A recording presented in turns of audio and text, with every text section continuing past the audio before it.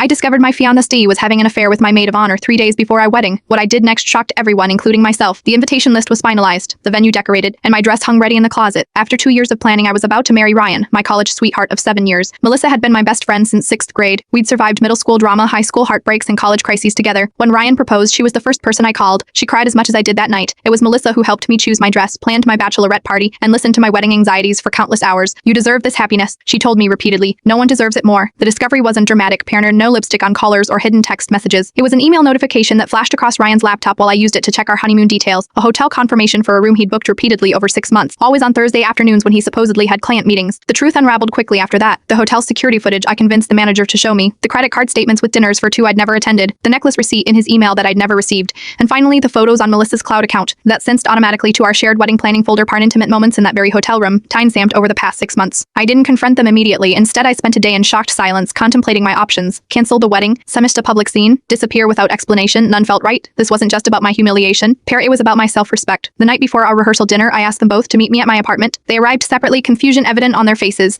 Neither knew the other would be there. I know about the affair, I said simply, placing the printed photos on my coffee table. I know it's been happening for 6 months. Ryan immediately began apologizing, tears streaming down his face. Melissa sat frozen, her face drained of color. I am not here for explanations or apologies, I continued, surprised by my own calmness. The wedding will proceed as planned, but I won't be the bride. Their confusion was palpable. Melissa, you've clearly decided Ryan is the person you want, so marry him. The venue is paid for. The guests will be there. I've already called your parents and mine. They know everything. You can't be serious, Ryan whispered. I've never been more serious, I replied. I refuse to waste any more of my life on people who couldn't respect me enough to be honest. The wedding will be your public acknowledgement of what you've been doing behind my back. I left them sitting there and stayed with my sister that night. The next morning, I boarded a flight to Greece, Paris, the destination for what would have been our honeymoon. They didn't go through with the ceremony, of course, but the rehearsal dinner became the stage for their public confession when my father, always protective, announced to everyone why I wasn't there. 2 months later, as I sipped coffee at a small Santorini Casperini, where I'd been working remotely, my phone buzzed with a familiar number. It was Melissa. He cheated on me too, she said without preamble. With his assistant Gabble, right? I found myself smiling, not from satisfaction but from genuine relief.